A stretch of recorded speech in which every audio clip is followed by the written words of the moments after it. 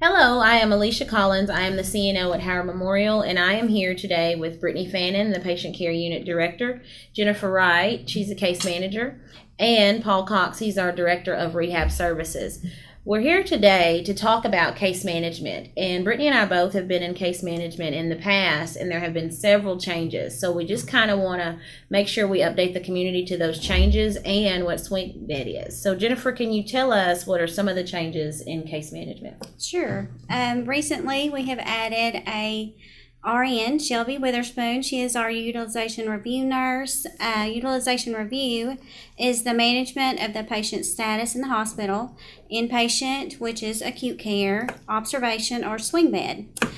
What she does, and I help her with that, is we make sure that the patient meets criteria to be here with their insurance, and we also want to make sure that the patient's stay is covered. So that's what utilization review is. Okay, and then you mentioned swing bed. So can you kind of talk about a little bit more about swing bed? I hear patients talk about that a lot of times. We even have patients call that want to come to swing bed. Right.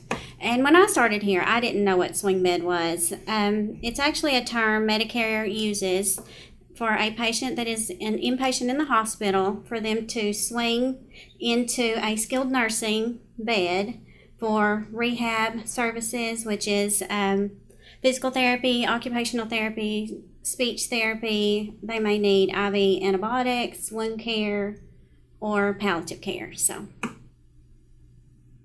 So palliative care, what exactly is palliative care? How would the community understand what palliative care is if they think their family member needs that? Palliative care, not to be confused with hospice, is for a patient who is they have a terminal diagnosis, and they need to be in the hospital for continued pain management or to increase the quality of their life. Okay.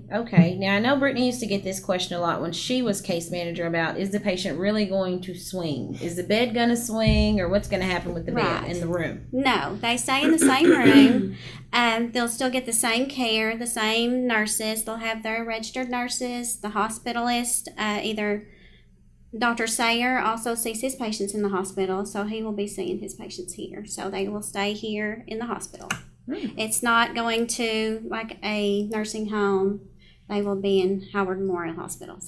Oh, well, that's good. Well, and I guess patients should know. So what type of patient is it for? Is it a certain patient? And then does the patient get to choose? Well, I want to go to swing bed. Right. The patient always has a choice. We're not just going to put you in swing bed without your permission. It is for anybody who needs physical therapy, occupational therapy, or speech.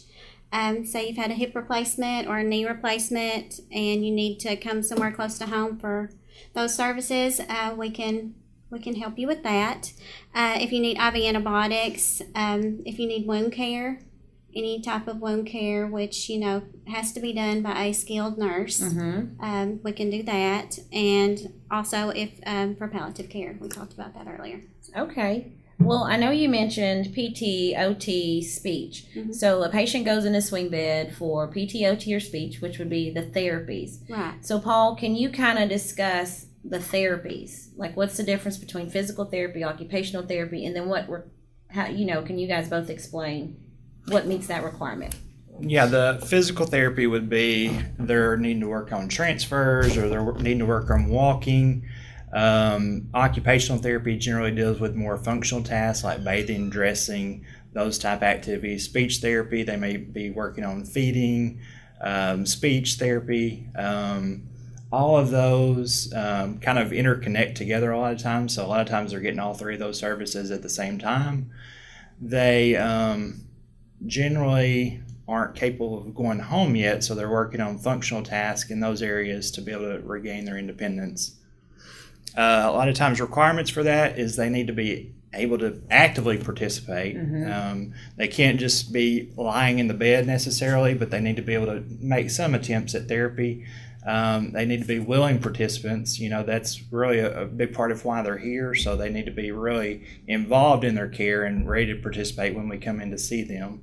Generally, we're seeing those patients twice a day, 5 to 6 days a week, so it's a pretty intensive program. And again, like they said, it can be local, so it can sometimes take the place of inpatient rehab for those patients that are just not willing to go far away from home and they're wanting to be back home closer to their families. So it's a lot of times a good alternative to that. And then when you said when they go home, sometimes when they go home, they do still have you sometimes in the home setting as well. Yeah, a great benefit of our rehab team here at Howard Memorial is that a lot of times we see these patients as acute care patients. They'll transition a lot of times to a swing bed, and we'll see them during that period. And then, our ideal situation is they'll either return home and we'll see them as a home health patient or even as an outpatient. They may be ready to come in and work on some outpatient things as they get stronger as well. Now, Jennifer, for all of these things, does insurance cover this? Yes, most insurances do. We have to get a lot of insurances pre-approved for the Swingbed program. So my advice to anybody who is interested in Swingbed, if you're in another facility, is to have your case manager call our hospital here and talk with me or Shelby, and we can get that pre-approved. We have to get the hospitalist to say you're appropriate. We have to get Paul to look at any physical therapy notes that you might have had done at the hospital, and we have to get that approved. So and so with the care that the patient receives, so we transition from inpatient into swing bed. So Brittany, for the nursing care, does that change at all? No, most of the nurses don't even pay attention to the different status that the patient's in. They still do hourly rounding on their patients and provide the same care as they would provide if the patient were in acute care or observation. Okay, medications, all those things. They still get all their medications and Okay. Well, so they've had everything, the stay's approved. How long does a person generally stay?